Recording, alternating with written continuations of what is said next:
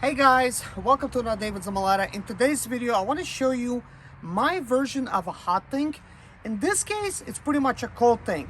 The only time it was actually hot when I had these parts in here, which I'm getting ready to show you, was for maybe like 6 hours. And then I decided not to waste my propane and try to come up with a better system. All right, guys, let's take a look at my intake manifold from a 3.0 liter diesel. I just put this thing in here and basically I got the flame going. I'm gonna leave it overnight and we're gonna see what happens, if it's actually going to get cleaner or not. So I got both of them hooked up to these straps here. Look at all that carbon. So I'm actually hoping to, you know, get all this stuff to boil out of here. So this is aluminum, so we're doing a hot tank, DIY hot tank, and I guess we'll see how this is gonna work, because you know, everything's doing pretty good. So check this out, guys. We got the flame going nice and strong in there. I guess I could probably put it to reflect a little bit more. So it's heating it up. As you can see, the drum is sweating a little bit. We have placed sand in the corners so that the flames do not escape. So the flames are very concentrated. Guys, trying to fine-tune everything, you know, it's one of those things. It's trial and error, because you know, this torch comes already kind of bent, but with this type of setup, there's only so much room to actually bend it towards the drum. So with a little bit of sand, it's actually helping it, keeping it kind of steady. So right now it's perfect, and these two cinder blocks are holding the torch from actually dropping to the left or to the right in case there's any animals that's going to come around at night and they're going to do something. So we got everything set up kind of like in a safe place. We wanted to make sure the propane tank stays slightly away from the drum. We got this nice and tight. There's no leakage. The propane tank is actually open all the way. You want to actually open it up all the way, because there's a seal, and when you open it up all the way, it prevents a leak in that area. One thing I'm surprised, there's no I guess gas control, like that filter thing. I forgot the name of it right now, but anyways, as you can see, it is starting to warm up now. Starting to see all kinds of crumbles. I think this is going to look a lot better in the morning. This is a brand new tank. I refilled it and now I'm actually using it, so I'm actually wondering how long is this actually going to last, because right now it's nighttime, and we'll see in the morning if this flame is actually still going or what. So, you know, it's one of those things. So guys, I got my DIY hot tank here. I had like a gas type of heater heating it up, but I decided to upgrade to a little unit like this. It's kind of like what it looks like. Model, I guess K253. 300 Fahrenheit, 120 volt AC, 60 hertz, 180 watts. This right now is actually becoming very hot. It is magnetic, so when you place it on the surface, it actually should heat it up. I'm not sure how well it's going to work, but I'm hoping that eventually it's going to get all this water to a boil. So I'm setting it up. I will check this in maybe like 4 hours. I'm gonna see what the temperature's like, because right now the temperature is just regular, and as you can see, lots of grease in there. Now I'm gonna show you what the part looks like so far after it's been basically cooking. As you can see, still plenty of carbon. Like, I mean, that stuff is, you know, pretty heavy, but it's starting to look a lot cleaner than it was. This is after leaving it like boiling, or just at least on hot, for about 4 hours, 4.5 hours, something like that. And then I came here and I decided to remove my propane torch because I'm wasting a lot of propane. I don't want to come to an empty tank. It's going to cost me 50 bucks. So I'm thinking this method hopefully should work pretty good. I could actually hear, I mean, I could smell how it smells right now. It might actually cook some of this paint away, but I could actually smell it. It's starting to get quite warm. Like, this plastic is not warm, but I think it's the same type of idea as an iron. So eventually it's going to get real hot, but it is magnetic, which is kind of cool. So if you remove it, you know, it just removes like that and attaches. I have other ideas as well. My other idea is basically would need to be implemented before you even attempt to put any liquid in here, but it's to drill a couple holes, like one over here, one over there, and connect like an actual instant water heater to it, so where I could take this water and dump it back in there. So eventually I'm going to get something like that going. I'm not sure if that's going to be enough pressure from the water being pressed down to actually create like a self type of flow, but I would have to kind of like work that out. So possibly a future type of invention, but I think this is going to kind of work. There's also other type of heaters where you could actually install at the bottom, which is kind of like a regular water heater type of thing. So that actually might work, but live and learn, I guess. Which I'm still working on it. But I have another idea that I want to share with you guys, and that depends on what I find right now. So I'm gonna take a look at it for today to see how well these parts have cleaned up. So I could see that a lot of carbon has gotten cleaned up, except there's still a lot of carbon remaining on the inside. I don't know if you can see that. Then I have this other portion right here. Wow, it's a lot better than it was.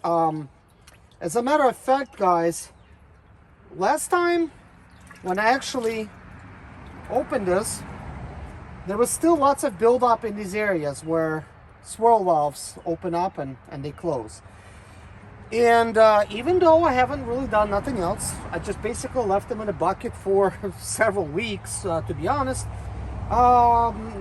It sort of cleaned up itself, but I think there's a better way of actually doing it. One of them is using gloves, which I always do stuff on a whim and forget to wear gloves. But anyways, the idea that I want to share with you guys today is basically sort of like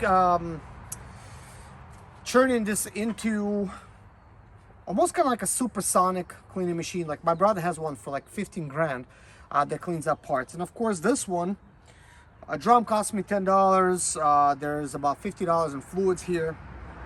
That's about it. And basically water is free. That's the only stuff that I use. Now if you try to use propane to heat it up, you know, that's going to be like another cost that you're going to be in, that you will incur, which is, I'm sure, absolutely fine to a lot of you guys. You will just stick a propane torch underneath like I have, which I will show you guys in this video what I've been doing, and that's gonna work just fine. But when you have an ultrasonic machine, there's actually sound waves that travel and they're cleaning up parts by vibrating them. But I have an idea.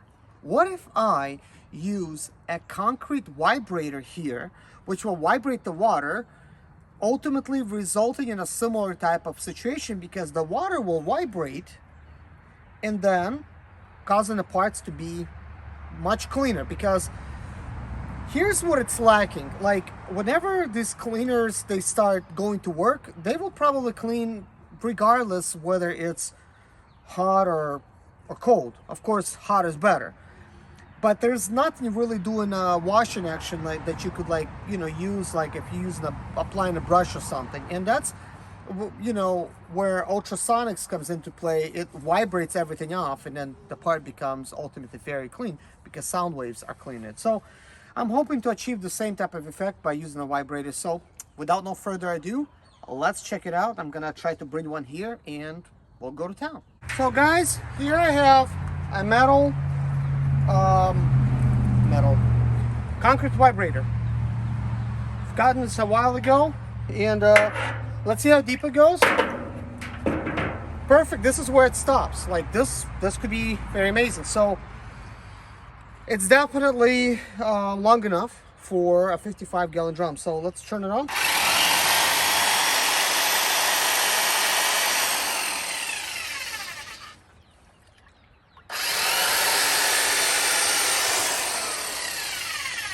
I'm not sure if it's doing a vibrating action. There it goes.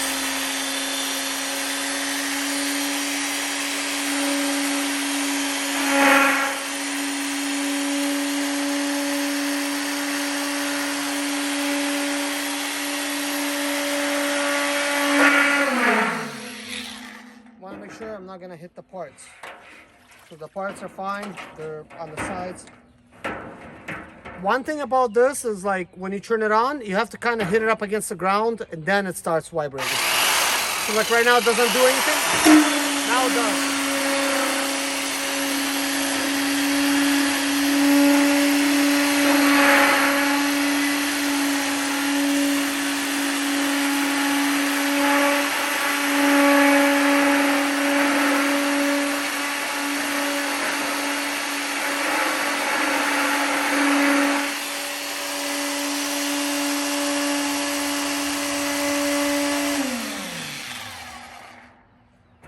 Maybe that's long enough, maybe it's not, but I know one thing is I'll have to pull this out in order to do any inspections. Because if this electronic falls in there, that's going to be like suicide by this thing, because you know how the blow dryers could fall into the bathtub. But anyways, I'm going to inspect the inside and see the inside. I know it's very hard for you guys to see, but it looks exactly the same to me. One of the biggest differences that I would have been able to tell is to see if this is actually clean or dirty, and there's actually still some dirt over here like that. Like you could kind of see the buildup. So this method would work to kind of like, to shake off, some of the stuff that's kind of like on the very top, but trying to get the inside portion of the clean, it's really not gonna do that much of a, good job, but it's a lot better than nothing because it is vibrating the water, and you would have to think that some of the stuff is making its way inside. If you guys have any ideas like how to make an ultrasonic type of a cleaner on the cheap, like let me know. Perhaps attaching a subwoofer speaker, maybe turning it facing the actual bottle, maybe making that area on the drum kind of like flat, and using like one of those subwoofers that you would have like for the computer type of setup, and just like a subwoofer alone. You probably have one lying around somewhere because maybe your speakers went out, but that subwoofer is still good. So maybe this could be a second type of use, is basically using it to vibrate this drum. Another way to do it would probably be flipping if you see my setup and you see this is on the blocks, there's a whole square remaining. Like you could almost flip the sub on its back so it faces the bottom, and then it's gonna send all the side waves, all the sound waves from the bottom to the top. I think actually that would work. And another method I think would work, that's like my ideas, is having some kind of lid here and installing a speaker right in the lid and then turning it on. So to basically have that work along with the heat. So the heat would be maybe working from the bottom, the speaker would be working from the top. Just a few like little ideas. But guys, I'll tell you one thing is, these things, these are intake manifolds. They were extremely dirty, guys. Like they were like horrendous, when I actually put them in here. So now they're a lot better than they were, and I'm pretty pleased with the results. So the next step is I'm going to bring him into the parts washer, which is a separate type of setup that I have from Harbor Tools and Freight. And I could just basically wash this in the parts washer. But I think, you know, for the top, at least, you know, parts washer is gonna work great. But pressure washer is probably what I really need to do. So I'll just stick this over here, and I'll go ahead and remove the other one off camera, guys. But for that other stuff, you know, I'm gonna show it like in another video, because this I particularly wanted to kind of show like my setup and like what I'm doing and stuff like that. And I think I have mentioned that, because one of the things that I was constantly pondering about, I'm thinking, yeah, the speaker idea would probably work, like a subwoofer. But I'm thinking I do have a concrete vibrator, which is supposed to get rid of all the air bubbles from the concrete. Like I'm thinking, look, if it's powerful enough to work for the concrete, would it be maybe enough, you know, to do this type of job? I don't know if we will achieve the results that we were looking for with it, but I am happy with what I did get. You know, the water was vibrating, like I could clearly see that. So perhaps that was enough action. And I only did it for a little bit, guys. Like, you're not gonna really magically clean stuff like really fast. I think we would need to do it for at least 15 minutes, and in 15 minutes we would need to see the before and after type of like parts. But in this type of situation, the parts is already bathed in here for a while. A lot of the stuff already kind of like naturally bathed off, and I think that further tests need to be done, maybe with more parts, and then see kind of like what happens after I, you know, put the parts in. But anyways, guys, thank you so much for watching. Thank you, and see you guys in the next video. Bye bye.